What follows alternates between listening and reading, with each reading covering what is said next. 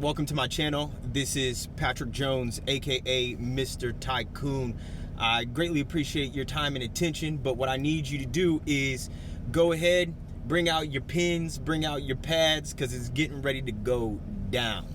We're going to talk about understanding your worth, understanding your value, okay, what you bring to the table, all of that, because that's very important.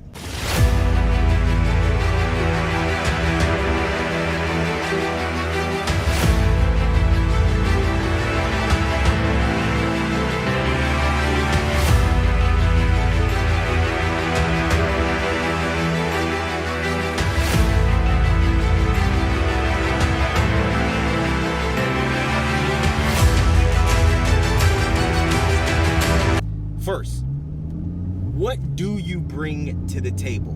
So let's just say you're in, business. You're in the corporate world. You're a influencer. Whatever it is that you're doing, what do you specifically, as an individual, bring to the table? What value are you giving people?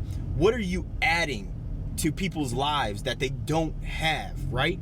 These are all things that A, you must identify, and B, you must bring to the marketplace to be able to transact on, okay? And if you haven't identified those two things, those key things, the A and the B, okay, then it's gonna be extremely difficult for you to go out and monetize your abilities, okay? So without understanding, it's very difficult to bring forth your knowledge. It's very difficult to bring forth the powers that you possess and monetize on them. So it's extremely important that you identify what you bring to the table, you sharpen your skills, okay, and then launch it, bring it to market, okay? Very important that you do that. Next, are you an asset or are you a liability?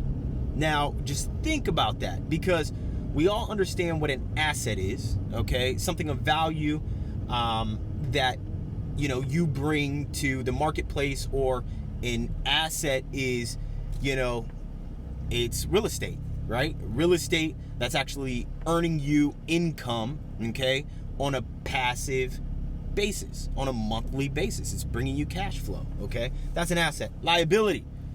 Liability is, let's just say, your vehicle. You may have a monthly note on it. It's not earning you income.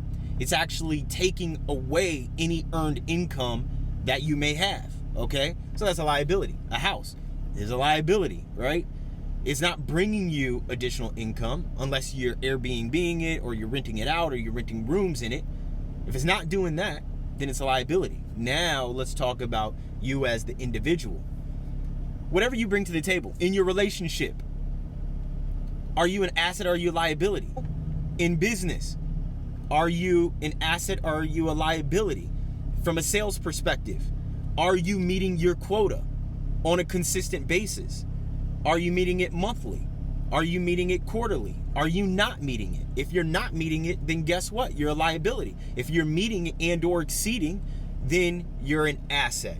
So in anything that you do, okay, and in anything that you embark on, you need to ask yourself, am I an asset here or am I a liability?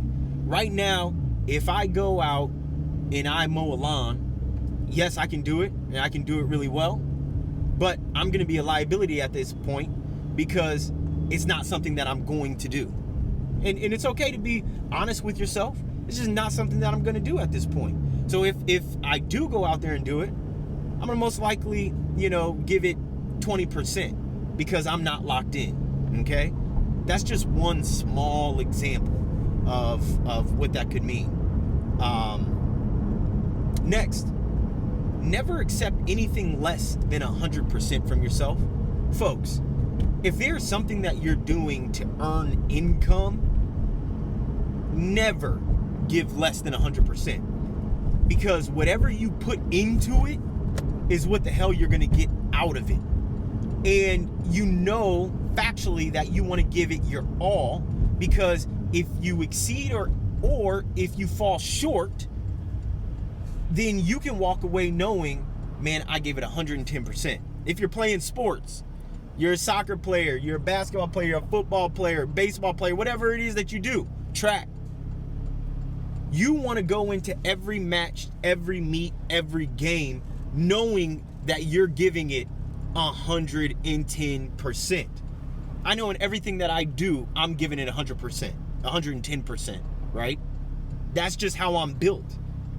And I expect no less from myself. And if I'm giving something less than that, I don't need someone else to check me because I'm checking myself. That's just how I'm built. And that's how I want all of my Tycoons, which are my subscribers. That's how you guys need to think. I'm giving you these sessions because I'm helping elevate your thought processing, your thought pattern. This is exactly how you need to move, okay? And if you're not moving like that, let's tweak it. Let's figure out why you're not, and let's tweak it so you can give 110%, because guess what? You owe yourself 110%. You owe your family 110%, okay? If you have kids, you owe your kids. You owe your employer 110% and nothing less, okay? You get what you negotiate. You never get what you deserve. Let that sink in just for 2 seconds. That's extremely important.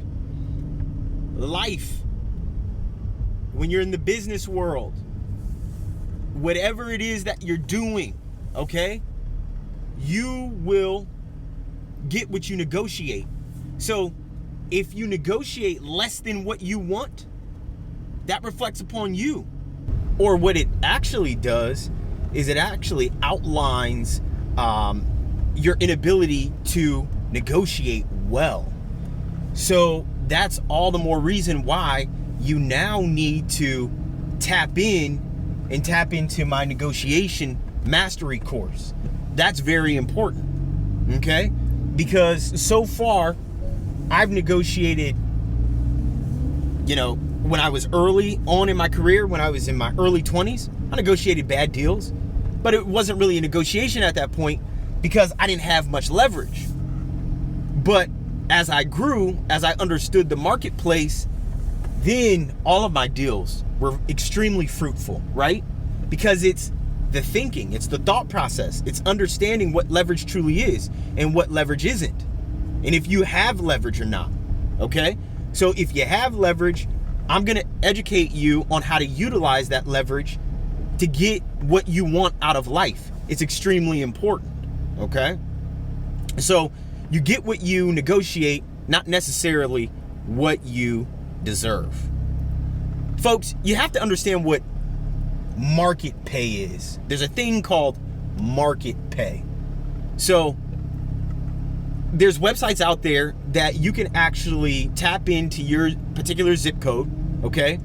And whatever your zip code is and whatever your profession is, you can then say, okay, I'm in enterprise sales and I'm in the DMV area, and I want to understand what a person that's in enterprise sales in the DMV area makes that has, let's just say you have 3 years of experience. And then you can type that in, 3 to 5 years of experience. And then what it will do is it will populate the actual number, okay, from the low end, from the medium end to the high end. Tap into websites like that, right? So when you're going and you're negotiating what your base pay is going to be, what your salary is going to be, you have a true understanding, and your understanding isn't some fictitious number. It's based on the market value, okay? So never sell yourself short. Always go into a negotiation understanding what the low amount is, what the medium amount is, and what the high amount is, and then also understand your pitch and how you're gonna get the most, okay? What value do you bring? All of the stuff that we're talking about. This is important, okay? Next, become a master in whatever field you're in. That's very important. You know what they say? They say once you spend 10,000 hours doing something, then you become a master, all right? If you don't have 10,000 hours vested, yeah, you'll be good, but It's scientifically proven. After that 10,000 hour mark, you're the man or you're the woman. So what you really need to do is, when you're in your early 20s, you need to lock in. You need to say, okay, I'm going to make this bet. And it's either I'm going to bet on this particular career, and then you need to have, milestones on what it is that you're going to do and achieve, and then you just need to lock in. When you're in your early 20s, you don't have time to be doing 3, 4, 5, 6, 7 things. Get really good at one thing, and then you never know what that one thing is going to blossom into. Okay? So keep that in mind. What is that one profession that you're going to lock in? Now, this is what I'm going to say. If you're in your early 20s and you're like, oh, I want to be an athlete, or if I want to be, a hip-hop artist or a singer, things of that nature. Okay, that has its own set of rules, right? But I'm talking about someone that's going to have a profession like, sales and marketing or whatever it may be. Those type of individuals, after you graduate from college, assuming you went to college, if you didn't, understood. Everyone has their paths. But assuming you went to college, then you need to lock in on that profession and understand where it will take you, okay? So have a path, have a goal put in place, and then go out and execute and lock in, okay? And stay dedicated to it. The more value you bring the universe, the more money you will make, period. It's that simple, okay? So think about, what value are you going to bring to the universe? What stamp are you going to put on this universe? Okay? And then think about how you can scale it. So that's why I always talk about go-to-market strategy. The go-to-market strategy is going to help you identify how you scale. Okay? And there's nothing wrong with picking up a book. There's nothing wrong with tapping into individuals like me, right? We have mentorships. We have mastermind classes, okay? We can sit down and help you identify the areas that you may not be thinking about or you may be falling short on, and we can tweak that and help you scale. So go-to-market strategy is extremely important when you think about scalability. And then remember, if you tapped into my earlier segment, we were talking about, that person just kind of cut me off. Anyways, we were talking about scaling. We were talking about go-to-market strategy. And then we were talking about working backwards. So if you didn't get that knowledge, the point of me bringing that up, if you didn't get that knowledge, then you need to go back and start on video 1, because my Tycoons are growing segment after segment after segment. And if you're just tapping in now, you have to go back to video 1. Otherwise, you're going to miss a plethora of detail and a plethora of knowledge that you need to have, okay? So also think about companies like this. When you think about the value that you bring the universe, Amazon, I guarantee you 99% of you who are watching this, you just purchased something through Amazon. Amazon's bringing a massive amount of value to the globe. Think about Walmart. I guarantee you 99% of you just went to Walmart and got something. If it's not groceries, if it's not medicine, if it's not household goods, you got something, right? So think about the value that Walmart is bringing to the table. Now, with those in scope and in measure, now think about how you can go out and scale what it is that you're good at. And lastly, do not focus on the money when you're thinking about this, okay? Focus on bringing the most value to people, even if you're in your job. In your job, I'll talk about me really quick. I was at a company, okay?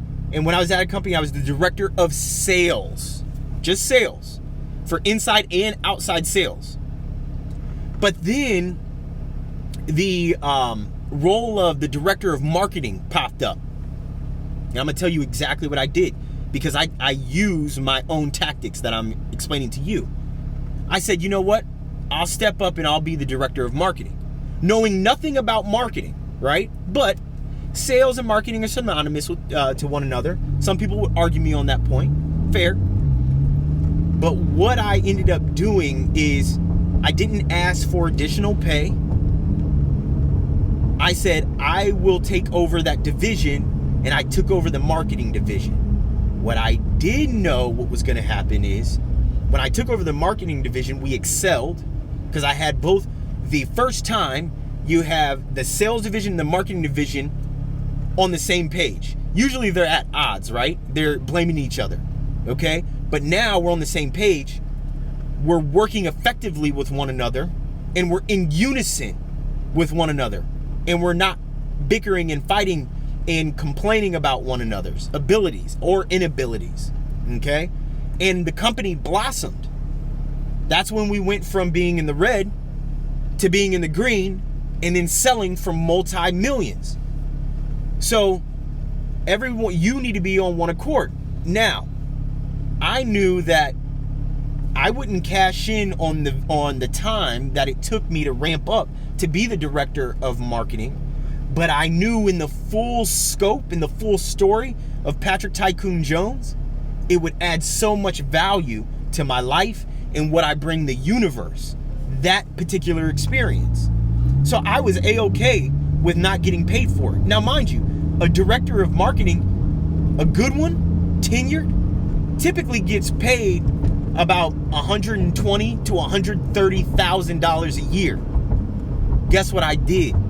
I said, don't pay me anything else. And then that made them think about it, and they're like, this dude is crazy. You're damn right I'm one of the crazy ones, because I believe in myself that much. So they gave me the role, and I excelled at it. Now I can sit here and talk to you guys about leading a sales team and a marketing team, and creating a go-to market strategy that's in unison, which most companies have issues with. Okay? So again, going back to the point, don't focus on the money. Focus on the customer and bringing the most value that you can to the particular customer. And when you do that, the money will come. Because again, you've heard me say this time and time again. The only way that the universe has to pay you back is through currency. So the currency is going to come. The money's going to come. Anything that you want is going to come. The nice cars, the nice clothes, the nice vacations, all of that stuff's going to come. Sitting in the back of the plane to go in first class, that's going to come. Put your time in. See, that's what a lot of people miss. They miss the, you know what, I got to put my time in. I got to struggle. I got to go through a couple of bumps, right? I got to roll my sleeves. I got to get dirty a little bit. And then everything else will come. Once the knowledge comes, everything else will come. The money will come. So focus on that. Again, I greatly appreciate everyone's time. Tycoons, this is what I'm going to do. Okay? Listen to me right now. I'm going to put my number in the description of this video.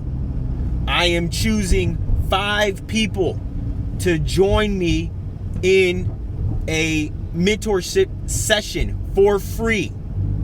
Okay? And then I'm going to do something very special for one of you guys. But I need you to call that number and or text that number, and someone from my team will get back to you and lock you in on this session. There's only 5 spots, and it is free. So you better hurry up. Otherwise, you're going to be SOL. What does that mean? That means shit out of luck. So lock in with me, because I'm locked in with you. Talk soon.